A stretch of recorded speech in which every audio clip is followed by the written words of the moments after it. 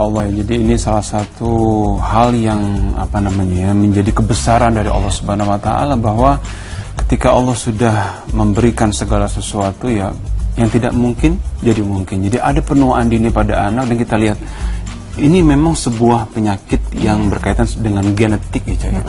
Betul, tapi memang ini menjadi pengingat juga untuk kita sebagai manusia agar terus berdoa dan memohon ampun kepada Allah Subhanahu Wa Taala selama kita masih hidup, karena kita hidup nggak lama, cobaan pasti ada, dan kita berserah diri kepada Allah. Betul, amin ya rabbal alamin. Mudah-mudahan keluarga kita dijaga, kita semua dijaga sehat, terus bisa beribadah, anak-anak kita dijadikan dengan soleh dan solehah. Amin ya rabbal alamin. Nah, berikut ini, Cak, ini kita punya berita yang berikutnya sangat membuat hati kita menjadi sangat teriris-iris nih, Cak. Betul, apalagi untuk kita sebagai umat muslim ya. Betul. Kejadian yang baru saja terjadi di New York. Ya, tentang ditembaknya imam masjid di sana. Ini dia. Ditembaknya imam masjid di New York. Innalillahi wa inna ilaihi roji'un. Kabar kurang menyenangkan datang dari negeri Paman Sam. Pada hari Sabtu waktu setempat, terjadi peristiwa penembakan terhadap salah satu imam masjid New York dan rekannya. Berbagai reaksi timbul atas peristiwa ini, dan tidak sedikit yang mengaitkan peristiwa ini sebagai bentuk sentimen anti-Islam yang masih merebak di Barat. Adalah Imam Maulana Akunzi dan Taram Udin yang merupakan rekan sang imam, menjadi korban penembakan di Queens, New York City. Kedua korban baru saja meninggalkan Masjid Jami Al-Furqan setelah usai melaksanakan sholat, ketika orang tidak dikenal mendekat dan menembak keduanya di bagian kepala. Kala itu letusan membuat lingkungan pemukiman Ozone Park berubah menjadi riuh.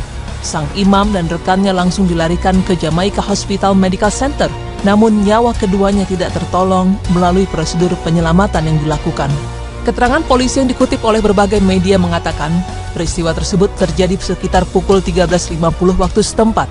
Tersangka diyakini adalah penembak tunggal, dan polisi hanya mendeskripsikan tersangka sebagai seorang berkulit tidak terlalu putih, tidak terlalu gelap, mengenakan celana pendek dan kaos polo berwarna gelap.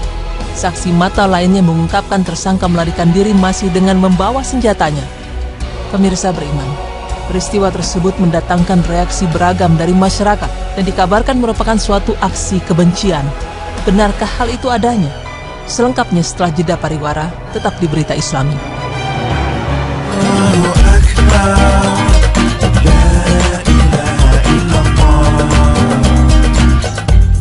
Beranak 3 dan baru 2 tahun lalu pindah dari Bangladesh ke Queens.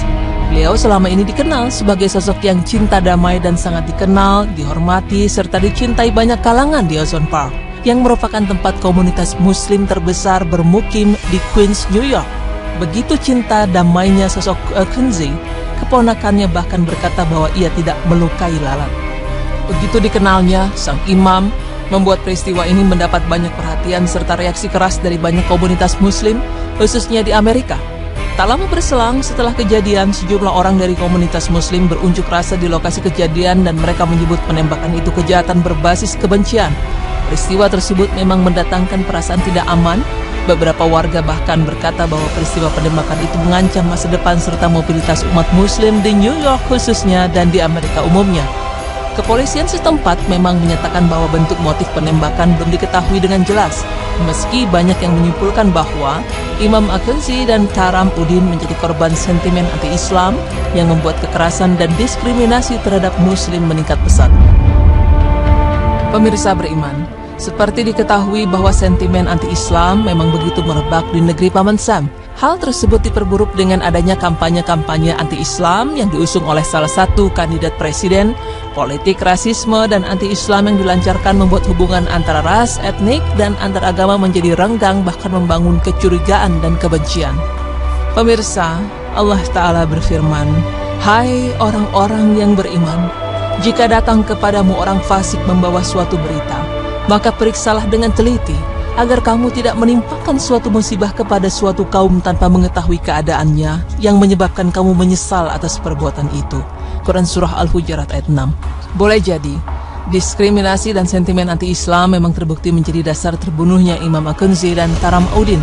Tapi jangan sampai hal tersebut membuat kita dibutakan amarah dan membalas kebencian itu dengan hal yang dapat merugikan kita. Ingatlah bahwa Rasulullah Shallallahu Alaihi Wasallam sebagai sebaik-baiknya contoh bagi umat pernah bersabda, "Aku tidak diutus untuk melontarkan kutukan, tetapi sesungguhnya aku diutus sebagai pembawa rahmat." Hadis riwayat Bukhari dan Muslim. Dalam hadis lain yang diriwayatkan Imam Muslim, Rasulullah bersabda bahwa kemuliaan akan Allah tambahkan bagi hamba yang memberikan maaf. Pemirsa beriman, duka atas meninggalnya Imam Akenzi dan Taramuddin jangan sampai berubah menjadi pemicu kemarahan dalam diri umat. Menunggu kepastian dari pihak berwenang dan bersabar serta tidak melakukan tindakan yang justru dapat merugikan merupakan langkah paling tepat di tengah kebencian dan sentimen anti-Islam yang merebak. Semoga apa yang kami paparkan bisa bermanfaat bagi kedua korban. Semoga Allah memberikan tempat terbaik di sisinya, dan semoga Allah senantiasa memberikan rahmat serta lindungannya bagi kita semua. Amin ya Rabbal Alamin.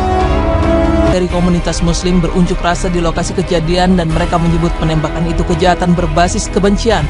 Peristiwa tersebut memang mendatangkan perasaan tidak aman. Beberapa warga bahkan berkata bahwa peristiwa penembakan itu mengancam masa depan serta mobilitas umat muslim di New York khususnya dan di Amerika umumnya. Kepolisian setempat memang menyatakan bahwa bentuk motif penembakan belum diketahui dengan jelas, meski banyak yang menyimpulkan bahwa Imam Akenzi dan Taramuddin menjadi korban sentimen anti-Islam yang membuat kekerasan dan diskriminasi terhadap muslim meningkat pesat. Pemirsa beriman, seperti diketahui bahwa sentimen anti-Islam memang begitu merebak di negeri Paman Sam. Hal tersebut diperburuk dengan adanya kampanye-kampanye anti-Islam yang diusung oleh salah satu kandidat presiden. Politik rasisme dan anti-Islam yang dilancarkan membuat hubungan antara ras, etnik, dan antar agama menjadi renggang bahkan membangun kecurigaan dan kebencian.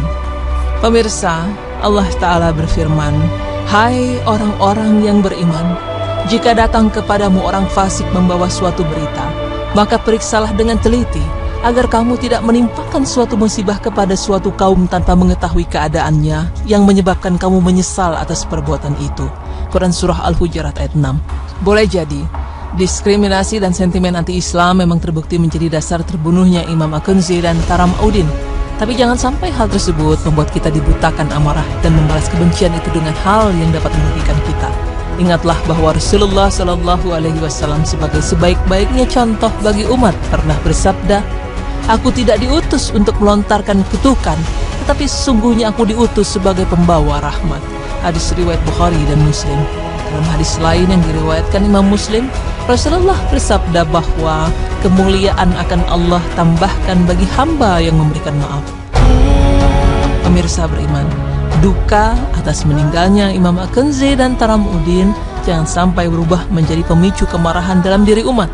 Menunggu kepastian dari pihak berwenang dan bersabar serta tidak melakukan tindakan yang justru dapat merugikan merupakan langkah paling tepat di tengah kebencian dan sentimen anti-Islam yang merebak. Semoga apa yang kami paparkan bisa bermanfaat bagi kedua korban. Semoga Allah memberikan tempat terbaik di sisinya, dan semoga Allah senantiasa memberikan rahmat serta lindungannya bagi kita semua. Amin ya Rabbal Alamin.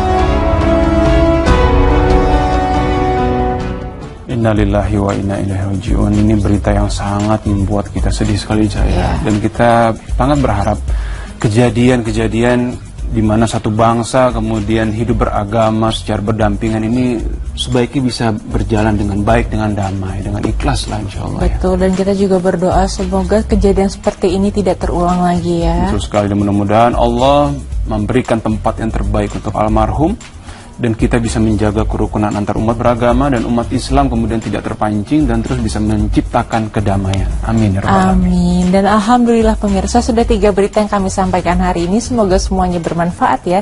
Jangan lupa untuk follow Twitter kami di @beriman_ttv, dan jangan lupa juga untuk follow Instagram kami di @beriman_transtv. Dan jangan lupa untuk saksikan terus berita Islami siang dan berita Islami masa kini hanya di Trans TV. Wassalamualaikum warahmatullahi wabarakatuh.